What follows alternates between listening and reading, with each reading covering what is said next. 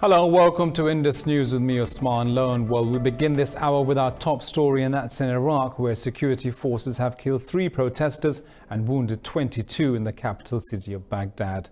Demonstrators were protesting against corruption and unemployment when police fired tear gas and live bullets at them. Nearly 300 people have been killed since the anti-government protests began last month. Iraq's top cleric Ayatollah Ali Sistani has urged politicians to speed up reforming electoral laws. He was speaking in Karbala, and Sistani said the new reforms will help end the country's political crisis. Now to Syria, where 7 people have been killed and 30 others wounded by rockets fired from rebel forces in Aleppo. State media reported the rockets hit 5 districts of the city. The attack comes a day after Syrian government troops bombed a refuge center in rebel-held areas, killing 21 people. The violence broke a 3-month truce in the area sponsored by Turkey and Russia. The war in Syria has killed over 350,000 people and displaced millions since it started in 2011.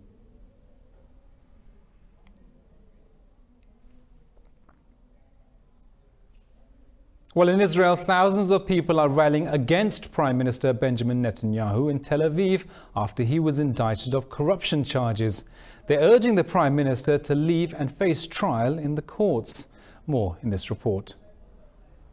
This year brings the political downfall for Israel's longest-serving Prime Minister Benjamin Netanyahu. He's being charged with bribery and fraud, and a legal battle is awaiting Netanyahu in 2020. But before that, he'll have to deal with protesters demanding his resignation. We are demanding from Benjamin Netanyahu to leave office and let us rebuild our nation and our country. And we are demanding from his partners in the right-wing coalition to not give him the opportunity to stay while he's on trial on corruption. Protester Noam Shapira said a man with stains of corruption should not hold on to power. We don't want that our Prime Minister will go on with his Prime Ministership when he has legal accusation against him. Netanyahu has refused to step down and dubbed charges against him as politically motivated. It's the first time in Israel's history that a Prime Minister has been charged with a crime. In a telephone conversation, President Donald Trump has invited Afghanistan's President Ashraf Ghani for an official visit to the United States. Trump thanked Ghani for his cooperation in the release of the 2 hostages that were being held by the Taliban. Afghan spokesman Sadiq Siddiqui said Trump emphasized on a ceasefire by the Taliban as a precondition for peace talks. Earlier, the Taliban freed 10 Afghan soldiers as part of a prisoner exchange deal with Afghanistan. The Afghan government said the prisoner swap is meant to restart peace talks with the Taliban. The US says a political settlement in Afghanistan does not mean the violence will end. Speaking in Washington, US official Nancy Jackson said groups like ISIS would remain in the country to pursue their objectives. Jackson said a peace deal will help Afghans to work together to fight common threats. She said Washington knows that military power alone will not bring peace to Afghanistan. Earlier in 2019, the US started close talks with the Taliban to withdraw troops from the country, but the talks collapsed in September when President Trump himself called them off. Well, President Donald Trump says the US and China are close on reaching a preliminary trade deal, but said the 2 sides can't reach an even deal due to China's trade surplus with the United States. In an interview, China's President Xi Jinping wants to make a deal much more than he does. He went on to say that Beijing is under great pressure to reach an agreement. Earlier, Xi said China wants to make an initial deal with the US and is not afraid to retaliate when necessary. He said China wants to work with the US on the basis of mutual respect and equality. Or staying with China and the US, and China has warned the United States to stop its warships sailing through the South China Sea. The Chinese Navy said Beijing has sovereignty over the islands and the surrounding waters. US Navy spokeswoman Commander Rhian Momsen says US warships passed through the area twice in the last few days. She said the missions show a commitment to upholding the lawful use of the sea for all nations. The US regularly distrusts and angers China by conducting navigation operations close to the islands in the South China Sea. Well, from China to Hong Kong now, where a court says police can continue enforcing a ban on face masks for the next 7 days amid violent protests in the city. Authorities first imposed the ban in October to quell the protests demanding pro-Beijing. The court declared the ban unlawful, but the government asked for a suspension. Now the court has allowed the government to appeal against this earlier ruling. The opposition said the ban violates basic human rights and should not be reinstated. US President Donald Trump has signed a new bill to avert a government shutdown. The legislation proposes an extension of temporary federal funding to December the 20th. The resolution passed the Senate hours before its White House approval. The bill funds a 3% pay rise to keep the military and public health programs running for a month. Democrats and Republicans remain at odds over the funding of Trump's Mexico border wall. When the bill runs out, Congress will have to debate and pass funding for 2020 once again. Now in Serbia, President Alexander Vučić has accused Russia of conducting a wide-ranging spy operation in his country. Vučić said Serbia's intelligence agencies have uncovered the operation involving Russian spies and former members of the Serbian military. More in this report.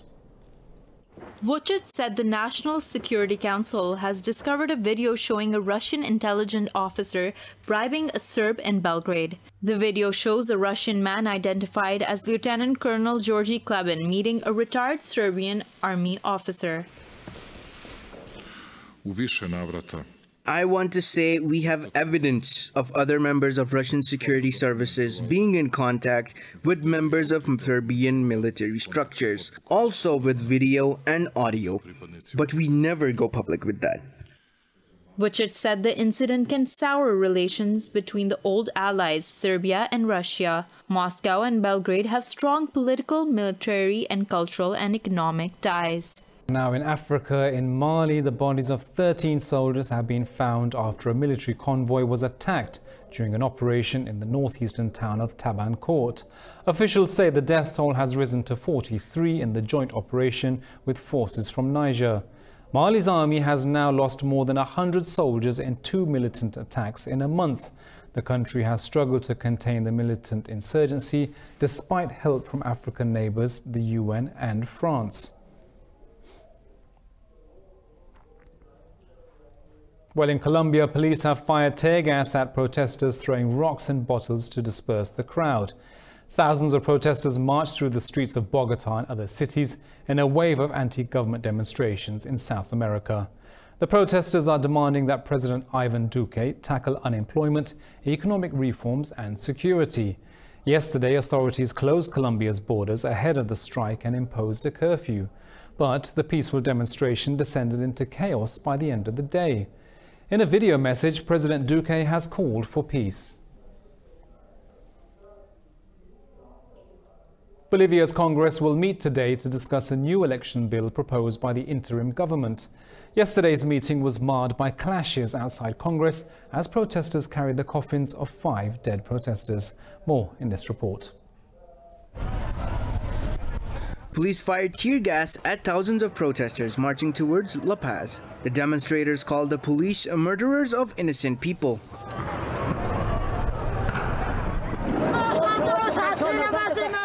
We were just here, coming down from El Alto. I want to die. Kill me. I am ready. What are you waiting for?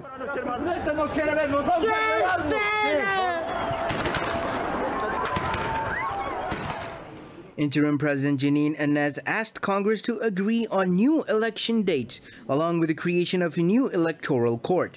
Áñez has also issued a presidential decree granting security forces immunity from prosecution. At least 32 people have been killed in clashes with security forces.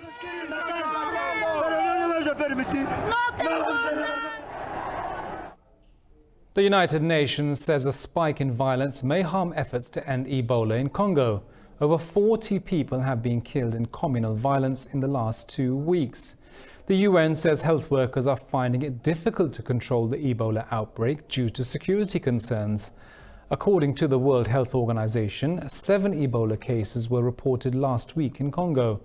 More than 2,000 people have died of Ebola since August last year. The UN has called the situation one of the world's most complex humanitarian crises. Spain's Coast Guard has rescued 79 migrants near the Canary Islands. The Coast Guard said the migrants were stranded at sea for the last 6 days.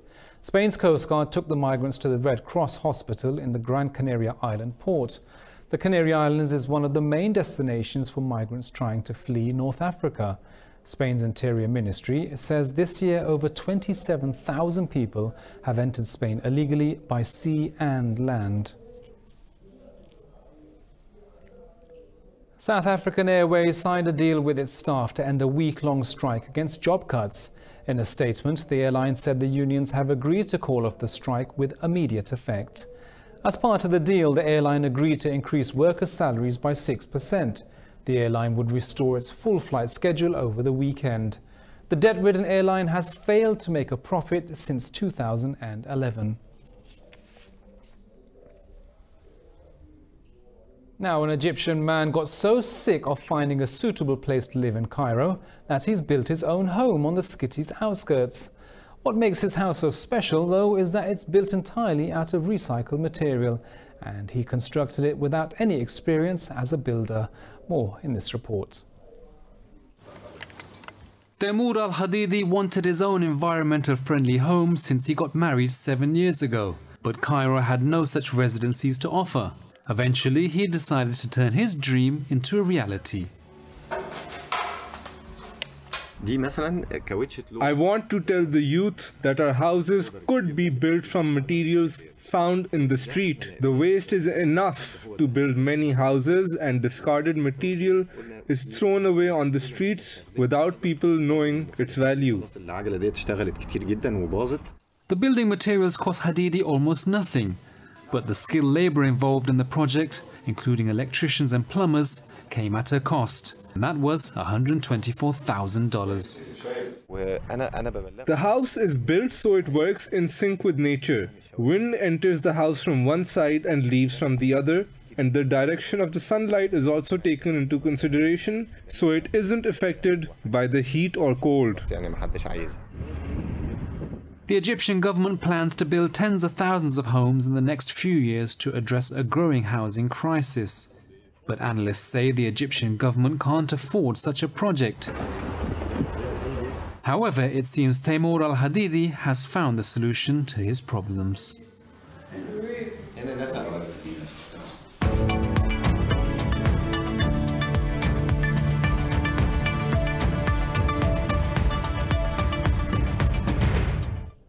Hello and welcome back. Now in business news in Pakistan, the central bank announced to maintain its interest rate unchanged at 13.25%. It said recent economic gains have balanced the effects of inflation. The bank predicts a dip in the inflation rate in the coming months. The International Monetary Fund is reviewing the progress on economic reforms under a bailout package agreed with Pakistan in July. European Central Bank President Christine Lagarde calls on EU countries to boost public investment to strengthen the region's economy. She was giving her first major policy speech since replacing Mario Draghi as the ECB president on the 1st of November. Lagarde said the trade war between the US and China has caused a global economic slowdown, and she urged EU countries to boost domestic growth to counter the effects of the trade war. In India, the value of new investment projects in the first half of the current financial year has fallen to a 15-year low. India's credit rating agency CARE released a report saying there's been a sustained decline in new projects undertaken in the past 5 years. In the first half of the fiscal year, new private sector investment shrunk by 80% compared with 20% growth last year. The report said the Indian economy has been going through challenging times in the current year because of weak investment. The investment rate has declined consistently over the years and remained at 29% of the country's GDP in the last 4 years. Now to the stock markets, and Wall Street stocks have risen slightly after President Donald Trump said China and the US are close to reaching a trade deal. The markets are in positive territory after Beijing agreed to work out an initial agreement with Washington. Automakers led gains on the S&P 500. The Nasdaq Composite is trading at 0.02%, while the Dow Jones is marginally high. In Europe, London's FTSE 100 is trading over 1% higher after recovering from earlier losses.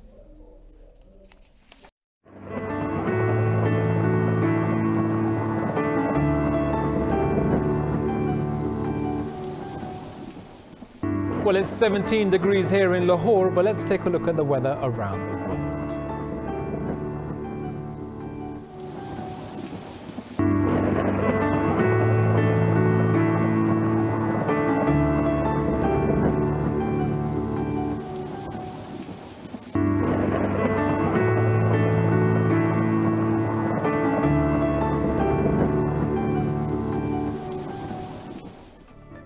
Well, that's all from me and the team here in Lahore, but we'll be back at the top of the hour with the headlines. And don't forget, for the latest updates, you can follow us on social media at indus.news. Bye-bye.